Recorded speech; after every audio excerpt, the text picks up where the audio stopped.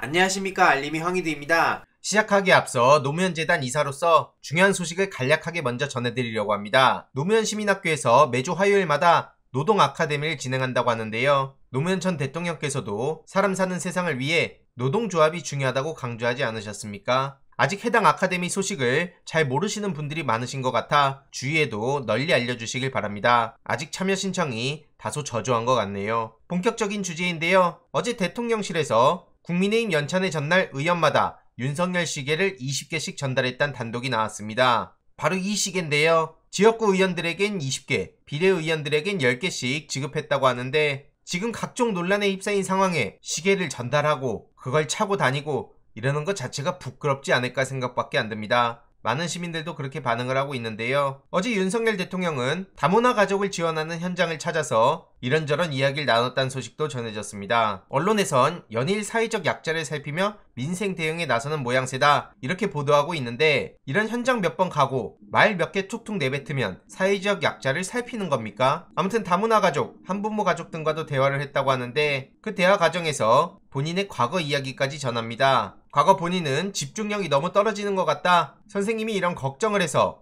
어머니를 모셨다는 얘기도 하고 본인의 사례를 들면서 절대 포기하지 말고 선생님이 얘기한 걸 끝까지 따라가 보라 이런 식으로 격려했다고 합니다. 그런데 3살 버릇 80까지 간다고 지금도 보면 뭐 하나 제대로 집중해서 하는 것도 없는 것 같고 제대로 된 가치관도 없는 것 같은데 학생들에게 뭘 조언하려는 건지도 모르겠습니다. 그 자리에 김현숙 여가부 장관을 비롯해서 몇몇 관계자들과 함께 했다고 하는데 해당 소식을 접한 시민들은 중요한 나란 일은 산더미인데 저렇게 쇼만 하고 다니니 나라 망할 일만 남은 것 같다. 기본적으로 역사인식, 소통, 공감, 통찰력 등이 부족한 사람인데 대한민국이 걱정이란 반응도 나오고 있고요. 최근 폐지 예고를 했던 여가부의 정작 예산이 내년에 5.8% 증가한다고 합니다. 다양한 가족 지원, 5대 폭력 피해자 보호 강화 등 작년 대비 예산이 5.8% 증가했단 건데요. 김현숙 여가부 장관은 한부모 가족, 다문화 가족, 위기 청소년 등 두텁게 지원하고 5대 폭력 피해자 지원 등에 중점을 뒀다고 입장을 전했습니다. 이러면 당연히 여가부를 폐지한다더니 대선 과정에서 그냥 정치적 쇼를 했다는 비판을 받을 수밖에 없는 거 아닙니까? 문재인 정부 땐 여가부가 무슨 역차별만 조장하고 본인들은 달라졌다 이런 겁니까? 오죽하면 할 일 많은데 폐지 추진하는 윤 정부 이런 보도까지 나오고 있죠. 만약 이재명 정부가 들어섰다면 지금 똑같은 소식에 대해서 이준석 대표 지지자들은 뭐라 그랬을까요? 이에 대해서도 계속 소식 전해드릴 예정이고요.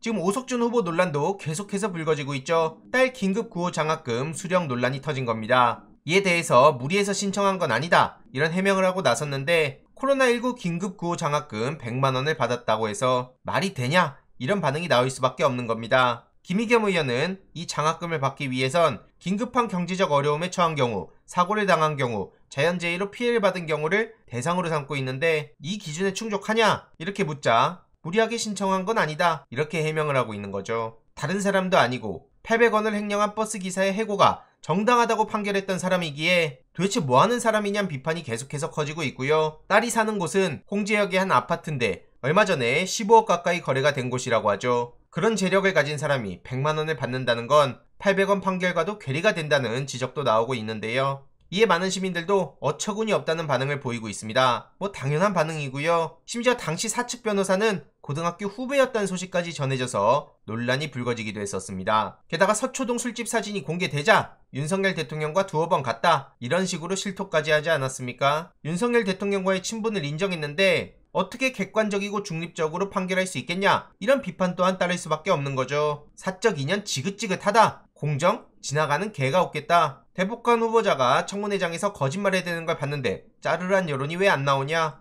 입만 열면 거짓말을 해야 되는구나 이런 비판까지도 나오고 있죠. 이외로도 김건희 씨의 오락가락 해명 논란도 계속해서 커지고 있는데요. 나락골이 개판이란 얘기가 괜히 나오는 게 아니라고 봅니다. 지금 되도 않는 걸로 물타기를 시도하고 있는데 그러면 그럴수록 나락으로 가는 거란 얘기도 계속 나오고 있고요. 이로도 최근 기재부 일러스트, 청와대 일본 패션 화보, 이종석 장관의 우길기 관련 발언 등 친일 논란도 계속해서 불거지고 있고요. 계속해서 간략하게 소식 전해드리도록 하겠습니다. 이번 내용도 유익했다면 구독, 좋아요, 알림 설정, 멤버십 가입 정말 큰 힘이 된다는 점 말씀드리고 싶습니다. 이번 내용도 주위에 널리 공유 부탁드립니다.